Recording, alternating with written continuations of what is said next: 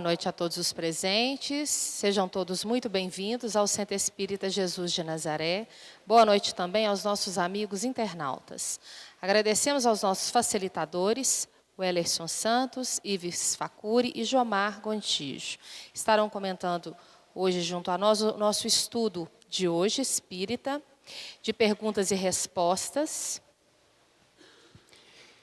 Queridos amigos, boa noite. Que a paz de Jesus continue nos envolver nessa noite. Para o nosso coração é uma alegria estarmos mais uma vez nessa casa, na realização deste trabalho, esperando que possamos trazer as orientações segundo o Evangelho de Jesus e a doutrina espírita. Nós vamos passar a palavra para o Jomar, para responder a primeira pergunta, depois ao Ives, e sucessivamente vamos nós responder até o horário de término do nosso encontro.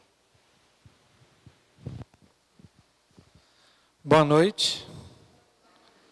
Uma alegria novamente estar nessa casa, para a gente poder compartilhar um pouco, não só dos conhecimentos, mas principalmente desse ambiente, dessas vibrações, destes espíritos superiores que estão aqui conosco, nos inspirando e transmitindo para nós energias salutares. Bom, a primeira pergunta da noite de hoje que chega aqui é a seguinte: boa noite. Quero muito esclarecer uma dúvida. Já participei de várias sessões na casa e em outras, e tive sinais. E todos que me acolheram diz que sou médium. Mas sempre quando tem uma manifestação, parece que vejo fazendo as coisas, tipo chorando, falando, mas ouço sempre voz dizendo, faça isso ou aquilo. Não acredita em nada, porque é tudo mentira. Por que isso acontece? Bom, para nós respondermos uma pergunta objetivamente, no seu caso específico, é muito difícil, porque teríamos que avaliar o que acontece nesse seu caso. Aqui a gente só tem condições de responder de forma genérica, e o que a doutrina espírita nos orienta e pode te orientar para você, talvez, buscar aí a compreensão do que acontece com você. A primeira informação é o seguinte, todos somos médiuns, todos temos a capacidade de ser intermediário de espíritos, de poder transmitir ou receber as impressões dos espíritos desencarnados. Mas nem todos são médiuns ostensivos, nem todos conseguem ter a sensibilidade para perceber e transmitir essas orientações, essas instruções dos espíritos, essas influências que ela recebe dos espíritos para nós, os encarnados.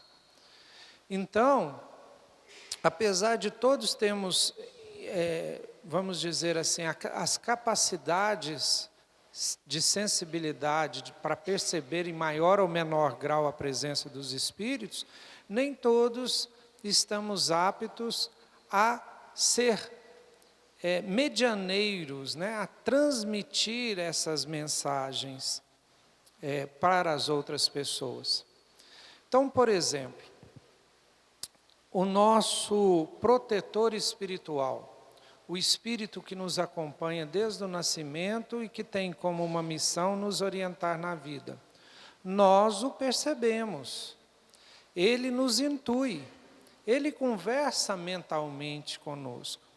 Daí uma das explicações daquela vozinha que fica nos falando e sempre nos orientando para o bem, que geralmente ou algumas vezes a gente não escuta, né?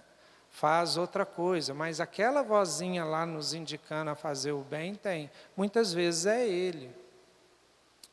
Agora, da mesma forma que ele fala para nós através dos pensamentos, pode ser que haja espíritos que também vão falar em nós, através dos nossos pensamentos, e a gente sente como se fosse a gente mesmo, mas falando alguma coisa que não seja bom para nós. Falando, por exemplo, no texto dela, tudo isso é mentira, ou te induzindo a fazer alguma coisa errada, ou prejudicar alguém.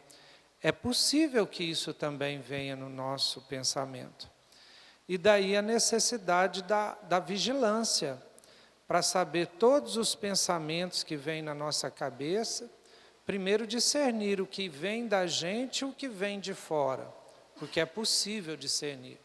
A partir do autoconhecimento, a gente começa a ter uma clareza maior do que é nosso e o que vem de influência espiritual. E depois desse discernimento, começar um trabalho de liberdade de aceitar, com a vontade mesmo, aceitar aquilo que você acha que é bom para você, e simplesmente rejeitar os pensamentos ruins, que não são bons. Então, quando você começa a exercer essa liberdade, aqueles espíritos que tentam te influenciar para o mal, né, Kardec chama de obsessão simples, eles vão desistir.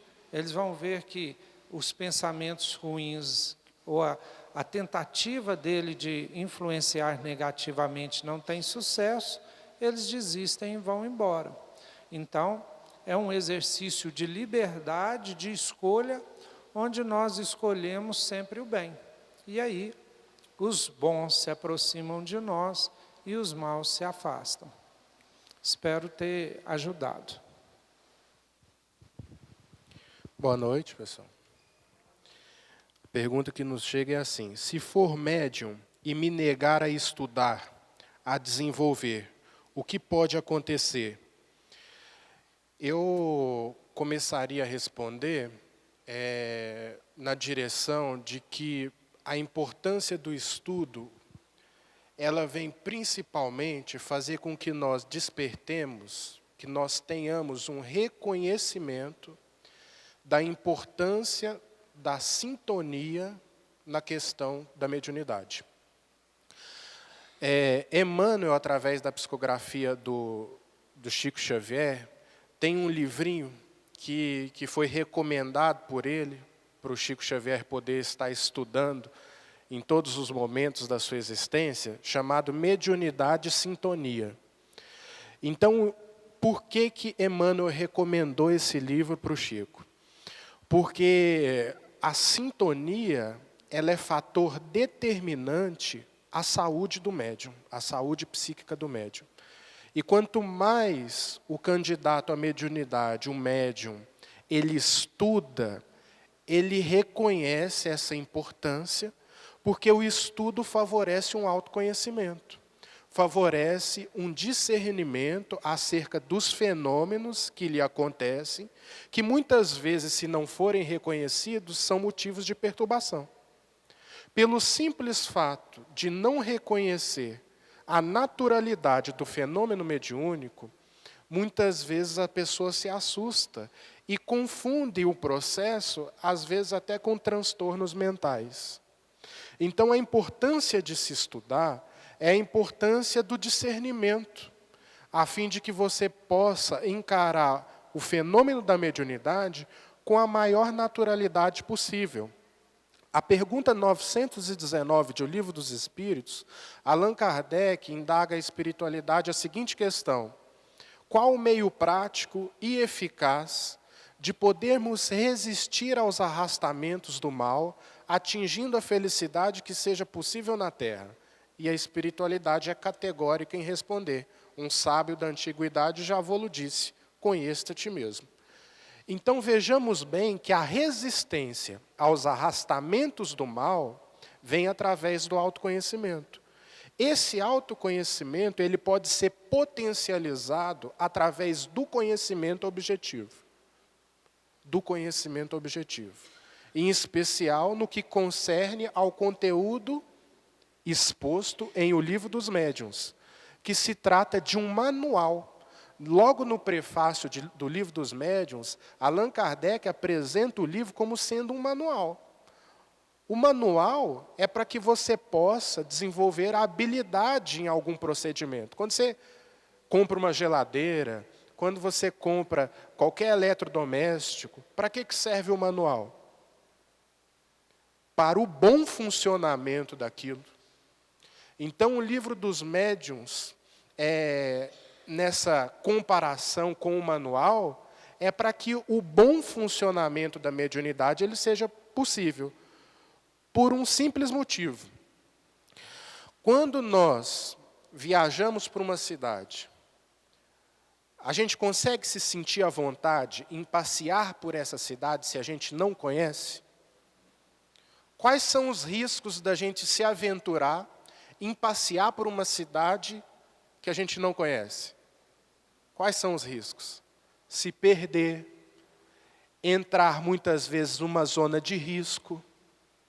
Ou seja, o mapeamento da cidade é fundamental para que você possa se locomover dentro dela. O mapeamento da mediunidade é fundamental para que você possa se desenvolver bem dentro dela. Para mapear a mediunidade, você precisa estudar, a fim de que você possa atingir um discernimento daquilo que é seu, daquilo que é pensamento extrapsíquico, ou seja, no dizer de Humberto Mariotti, um grande pesquisador espírita argentino, que nos falava de um fenômeno extrasensorial, ou seja, aquilo que não pertence às minhas sensações, eu vou ter o discernimento de poder estar identificando e fazendo a devida filtragem. Então, a importância do estudo ela é fundamental, e ela pode até mesmo nos levar a uma proteção contra possíveis processos obsessivos, que são, na verdade, elementos oportunistas do nosso estado de desequilíbrio íntimo. Espero poder ter respondido para você. Tive depressão e os médicos dizem que estou curada, mas sou triste e tenho pensamentos de autoextermínio. Faço orações, mas nunca consigo chegar ao final. Meu pensamento dispersa para outras coisas. Segundo os especialistas, a depressão tem sido o mal do século. Aquelas pessoas que ainda não tiveram, ou têm, ou ainda vão ter. Porque vivemos um mundo atribulado, no mundo onde o estresse está presente por causa da nossa vida do corre-corre. E, naturalmente, a depressão ela vai surgindo com os nossos pensamentos negativos. O psiquiatra, ele é o responsável pelo tratamento. Se ele disse que a paciente está curada, é porque ela está. Se os pensamentos, eles continuam negativos, os pensamentos de autoextermínio, o desânimo, o cansaço, é porque muitas vezes, acoplado ao processo depressivo, nós temos também os processos espirituais. Joana de Ângeles, ela vai dizer que em toda depressão há também as influências dos espíritos, que aproveitam essa nossa condição mental para poder atuar em nós. Os neuropsiquiatras dizem que nós temos por dia de 92.000 a 95.000 pensamentos. E destes, a maioria deles são repetitivos. São pensamentos que não nos levam a lugar algum, que nós vamos nos fechando na nossa negatividade. E como o pensamento é vida, conforme nos ensina Emmanuel, pelas mãos abençoadas de Francisco Cândido Xavier, a proposta é de nós substituirmos os nossos pensamentos negativos pelos pensamentos positivos. A doutrina espírita, ela nos oferece um arsenal para realizar este tratamento, através de reuniões públicas, na assistência de palestras, o passe edificante, a água fluidificada, a tarefa assistencial, o estudo e entendimento de nós mesmos, mas principalmente a nossa transformação moral. É preciso o desejo daquele que se encontra nessa condição de sair dela. A pessoa diz que tem dificuldade de fazer oração. Isso é muito comum em muitos de nós. Às vezes nós começamos a fazer uma oração e a nossa mente se dispersa, porque nós somos muito dispersivos. Nós, os ocidentais, nós temos uma dificuldade imensa de estar atento àquilo que nós estamos fazendo. Em Evangelho segundo o Espiritismo, no seu último capítulo, Allan Kardec, ele traz diversos modelos de oração. Não para nós seguirmos como se fosse um ritual, mas se a pessoa ela tem dificuldades de realizar a prece, ela pode começar a criar o hábito, buscando no Evangelho segundo o Espiritismo aqueles modelos, para ler a prece, senti-la, e assim ir desenvolvendo a potencialidade de fazer a sua própria oração do início ao fim. Os pensamentos de autoextermínio, eles são modificados a partir da valorização da vida. E hoje a nossa palestra vai versar sobre este tema, matar-se jamais, e acreditamos que poderemos esclarecer um pouco mais a respeito deste assunto. A pessoa, então, que pergunta é a busca interna da sua melhoria, já que do ponto de vista médico, ela já recebeu alta. Então, agora é o tratamento íntimo e espiritual que precisa ser realizado.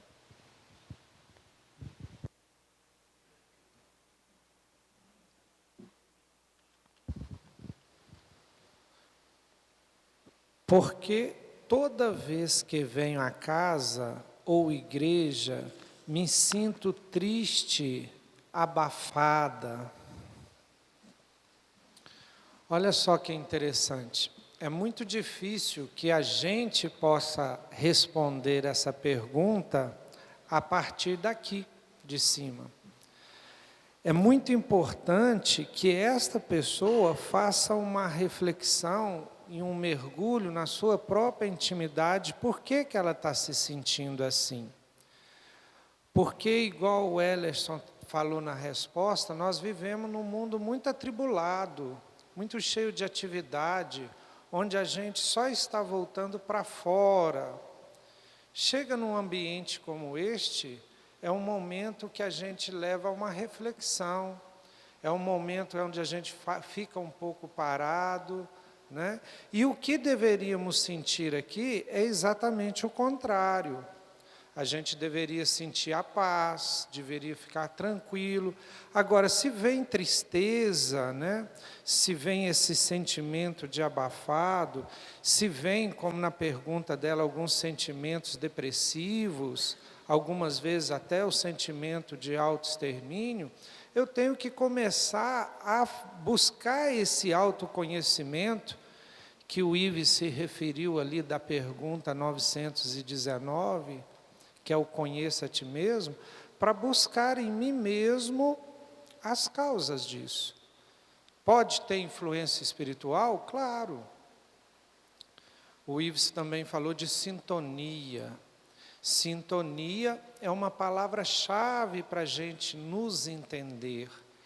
Porque, sabe aquele ditado, me diga com quem andas, eu te direi quem és? Porque a gente procura, por uma lei universal de sintonia, estar com as pessoas e nos lugares que eu me sinto bem, que eu me sinto sintonizado. O Espírito que nos orienta, que se intitulou Chamar Pedro, ele nos deu uma aula sobre frequência inesquecível. Frequência é o número de vezes que alguma coisa se repete num determinado tempo. Então, por exemplo, quando a gente fala que a energia elétrica tem uma frequência de 60 Hz, significa que ela se repete 60 vezes por segundo. E eu posso perguntar assim para o Ellerson, quantas vezes por semana ele vai no centro? Qual é a frequência que você visita um centro? Aí ele vai falar uma vez por semana, 3 vezes, né? Ou eu posso perguntar assim, quantas vezes você lê um livro por ano? Ele vai dizer a frequência, né? Eu leio 3 livros por ano, é a frequência de leitura dele. Então eu poderia, aprofundando a pergunta, falar assim, quantas vezes esses pensamentos de autoextermínio vêm na sua mente por dia?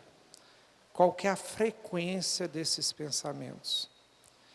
E aí, pegando de novo carona na resposta dele, onde ele falou assim, tem que se ter vontade para sair dessa situação, eu começar a mudar a minha frequência. Desde a frequência minha física, qual que é a minha frequência em ambientes agradáveis, qual que é a minha frequência em conversas que me elevam e não conversas deprimentes, qual a minha frequência num bate-papo instrutivo por dia, qual que é a minha frequência por semana na leitura de uma página, por exemplo, de Emmanuel, tem páginas belíssimas naqueles livrinhos, coleção Fonte Viva. Qual que é a minha frequência, por exemplo, de dizer, eu te amo, para minha esposa, para minhas filhas, para os meus filhos. E eu começo a mudar a minha frequência, até a frequência dos meus pensamentos. Vem um pensamento de tristeza, não, pera lá, vou pensar outra coisa. E eu começo a mudar a minha frequência. Frequentando mais os bons pensamentos, os bons lugares, as boas conversas. E aí eu começo a me melhorar.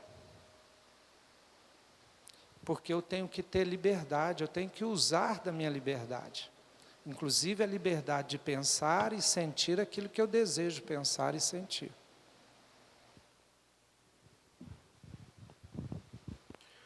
Os filósofos gregos, como Sócrates e Epicuro, tinham um conceito sobre alma e Deus, ou deuses. Este pensamento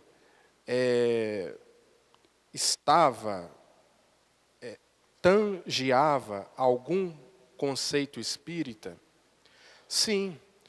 A introdução do Evangelho segundo o Espiritismo nos apresenta, por exemplo, Sócrates e Platão como sendo os precursores do cristianismo e do espiritismo. E por que o Evangelho segundo o Espiritismo nos coloca esses filósofos gregos como sendo precursores da ideia cristã e da ideia espírita? Porque eles foram aqueles primeiros espíritos que reencarnaram, evidentemente atarefados por Jesus, para poder estar despertando no pensamento humano ideias de alma, a ideia da vida além do corpo físico, a ideia de mundo espiritual, a ideia da própria mediunidade, porque o Sócrates ele dizia se comunicar com daimon, né? Daimon é uma palavra grega que quer dizer inteligência, né? Então, Sócrates, por exemplo, ele se dizia, ele relatava se comunicar com daimon.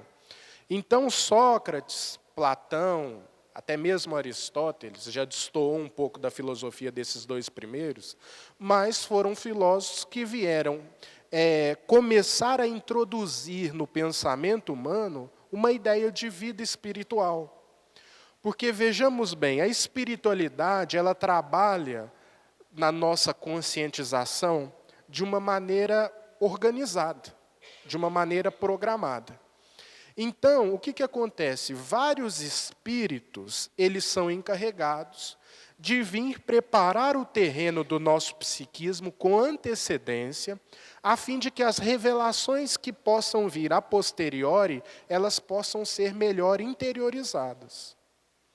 Então, são aqueles espíritos que vão abrindo caminhos na nossa vida mental, a fim de que os novos conhecimentos que vão chegando gradativamente, através das revelações das leis de Deus, eles possam ser melhor interiorizados por nós.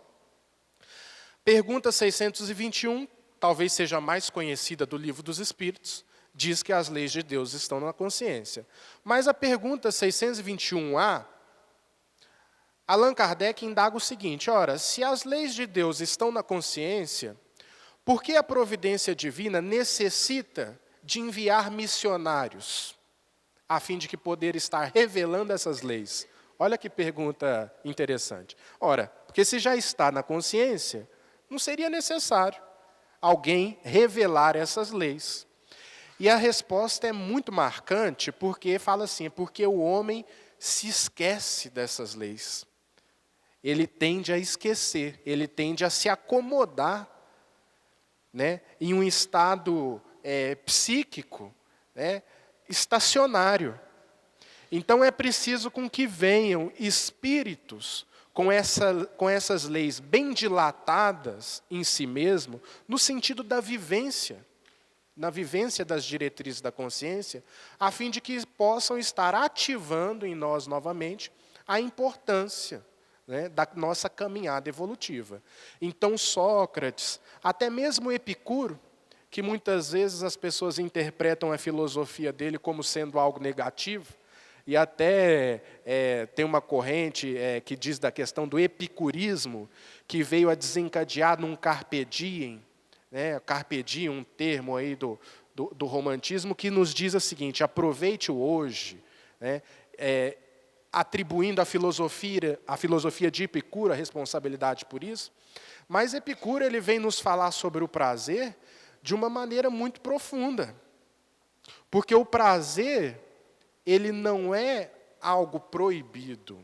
O que é proibido é a distorção do prazer, né? Através dos excessos, através da falta de ponderação, né? Mas o prazer, ele é extremamente positivo.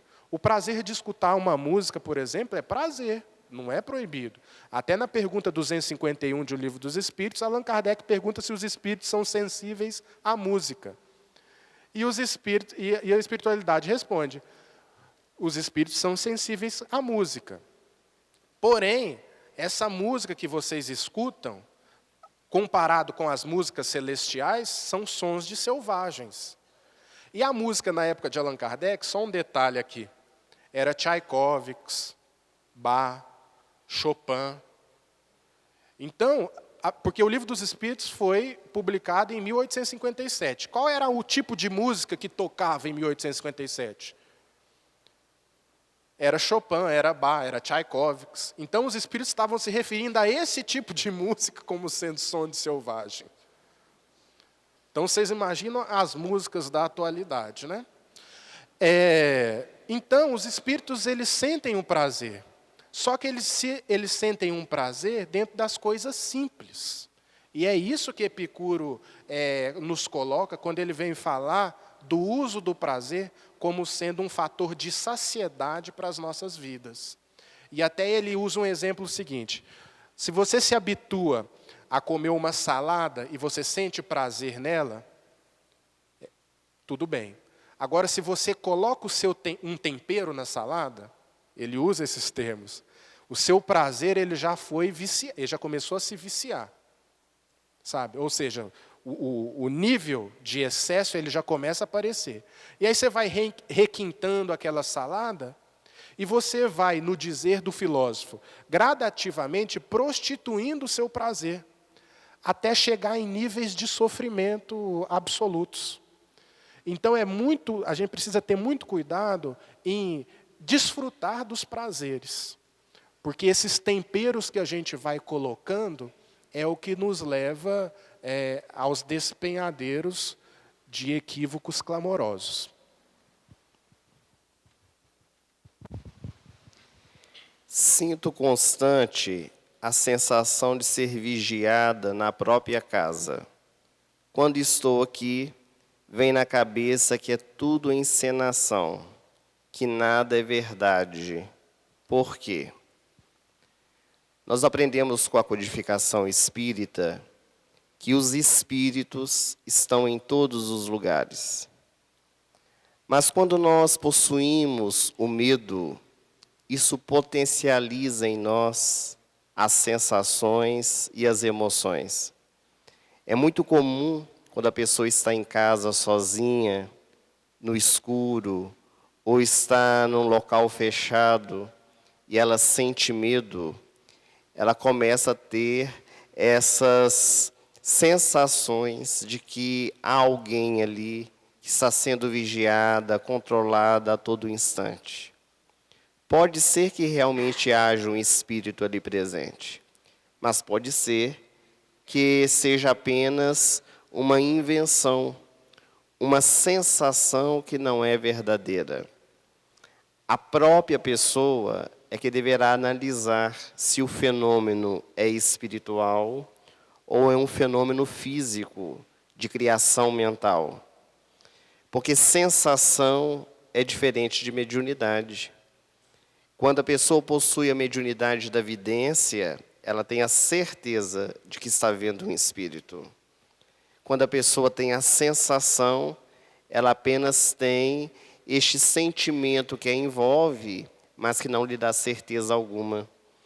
É muito comum, quando nós estamos andando na rua, principalmente à noite, pela madrugada, nós termos a sensação que estamos sendo seguidos por alguém, por causa do medo que nos envolve. Então, a todo instante nós olhamos para trás, se vem alguém desconhecido, nós já ficamos com medo e vamos potencializando isso dentro de nós.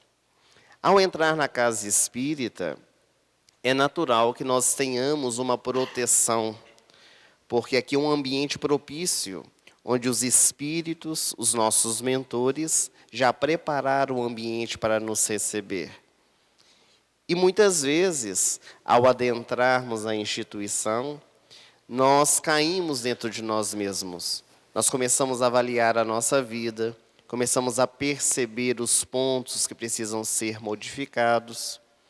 E esta autoanálise da própria pessoa, em que ela muitas vezes acredita ser uma encenação, uma criação mental, requer realmente um estudo particular da própria criatura. Porque às vezes nós vamos desenvolvendo transtornos psíquicos, mentais, diante dessas experiências, que podem ser solucionados com terapias, com o auxílio de um psicólogo, para poder entender aquilo que está se dando na sua mente. Então, a própria pessoa é que saberá avaliar se é espiritual ou se é físico.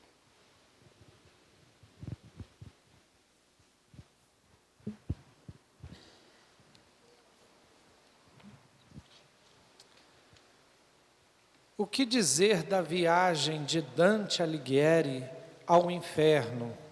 Teria sido uma viagem real, porém um pouco distorcida ou adaptada para as pessoas da época?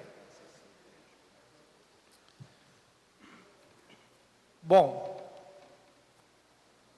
essa viagem real, se é que foi uma viagem, né, e que não foi só fruto da imaginação dele, a partir da cultura que ele vivia, né, na Idade Média, cheia ainda de mitos, né, cheia de uma cultura muito ainda carregada, a ciência ainda não tinha surgido, ele fez um desdobramento espiritual e depois escreveu as suas lembranças.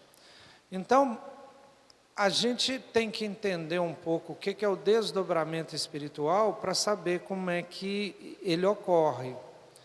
É durante o sono, o corpo físico fica ali dormindo, num estado automático, e o perispírito, né, juntamente com o espírito, se desdobra do corpo, daí o nome desdobramento, e passa a vivenciar experiências fora do corpo.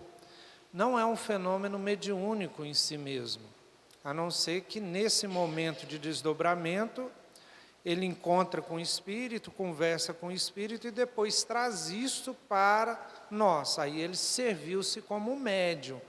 Mas é um fenômeno que a gente chama anímico da própria alma. Todos nós desdobramos à noite, né? O problema é que a gente não lembra conscientemente do que aconteceu. Geralmente o espírito dorme ao lado do corpo, é isso que acontece na maioria das vezes. Mas acontecem experiências fora do corpo. E algumas vezes nós lembramos dessas experiências na forma de sonhos. E os sonhos são muito enigmáticos. É preciso esclarecer que nem todo sonho é de desdobramento. Nós temos sonhos que vêm de necessidades físicas, que vêm de necessidades psíquicas, então é outro tipo de sonho.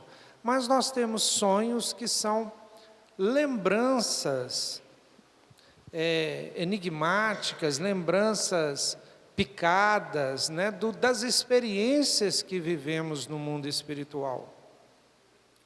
Então a gente, como não é o corpo físico, a mente física, os olhos, né, que participaram dessa experiência no mundo espiritual, quando a gente volta para o corpo, a gente tem algumas lembranças, não lembra tudo, só parte, logo esquece. Então varia de pessoa a pessoa. E muitas vezes a gente interpreta os sonhos que tivemos a partir da referência cultural que a gente tem. Então, o Dante ali, se ele teve uma experiência fora do corpo e visitou tanto lugares bons, como os lugares intermediários de um sofrimento não tão grande, quanto lugares de muito sofrimento, na hora que ele foi escrever isso e interpretar isso, ele interpretou da forma que ele entendia, segundo a cultura da época dele. Então, pode ser que ele realmente tenha feito uma viagem aos mundos espirituais, que a doutrina espírita esclarece muito bem, tanto no livro Céu e Inferno, de Allan Kardec, quanto mais modernamente as descrições do André Luiz, que descrevem desde uma colônia espiritual intermediária, não é super evoluída, é intermediária, como nosso lar, até aqueles mundos que ele chama de abismais, são mundos de muito sofrimento. E talvez Dante tenha também visitado esses mundos e conseguiu escrever da forma como ele escreveu nos seus livros. Tenho um relacionamento há vários anos, sempre com términos e voltas. Quando estou terminado, parece que algo me diz para voltar. E quando estamos juntos, algo me diz para terminar. Sinto culpa de algumas coisas que fiz com ela. Quero saber se essa culpa me faz querer consertar as coisas, ou pode ser uma encarnação passada mal resolvida. Bom, esse terreno das possibilidades, ele é muito fértil, né? Quando você fala assim, pode ser uma coisa? Pode ser outra? Pode também. É muito difícil a gente partir para um caso concreto e avaliar com precisão do que se trata. Como o Jomar disse na primeira pergunta, a gente pode responder de uma maneira genérica, simplesmente. Pode ser de encarnação passada, sim, mas a gente tem um erro muito grande em jogar tudo na nossa encarnação passada, né? A gente não pode incorrer nesse equívoco. O Capítulo 5 do Evangelho segundo o Espiritismo, intitulado Bem-aventurados os aflitos, vem nos falar das causas atuais das aflições. Não só são, as nossas experiências no hoje não se restringem única e exclusivamente às causas anteriores das aflições, ou seja, o nosso passado. Existem também aqueles plantios que são feitos por nós de colheita imediata, né, que são plantios referentes às nossas escolhas no hoje, aos nossos equívocos, sem muita relação com o passado, tá certo? Então, no seu caso aqui, eu me arriscaria a dizer como uma hipótese, e não como uma afirmação definitiva, que pode ser sim um sentimento de culpa. Porque quando a criatura ela se conscientiza dos equívocos cometidos, a tendência que ela tem é reparar os erros cometidos. A própria reencarnação, ela acontece primeiro por uma consciência de culpa, que se arrependeu e, no entanto, quer reparar o mal feito. Então, a gente também sofre dessas situações aqui. Às vezes, um indivíduo que errou num relacionamento afetivo, através da traição, através de agressões, e aquele comportamento veio a causar um rompimento, tá certo? O que acontece? Muitas vezes aquele indivíduo, depois se conscientizando que as suas atitudes foram maléficas para o outro e para si mesmo, ele pode muito bem querer não reatar o relacionamento, mas obter um perdão, sabe? Se reparar ante o mal feito. Só que muitas vezes esses pensamentos se confundem. Às vezes ele acha que está querendo reatar o relacionamento, mas não. Ele está querendo reaver o seu erro. E se ele está querendo reaver o seu erro e ele acaba reatando o relacionamento, ele vem a se arrepender. Porque não era aquilo. Na verdade, muitas vezes ele está querendo um perdão. Muitas vezes ele está querendo uma relação sem mágoa. Tá certo? Só que como ele não sabe identificar muito bem o que ele está sentindo, às vezes ele reata o relacionamento por um sentimento de culpa e, às vezes, os sentimentos ali já estão acabados, né? Não existe mais elo de ligação afetiva entre os dois, no sentido conjugal, pelo menos. Aí ele vem a se arrepender. Então, é uma situação muito comum que a gente se depara por aí, cabendo a nós avaliar bem, a fim de que a gente possa se conduzir melhor.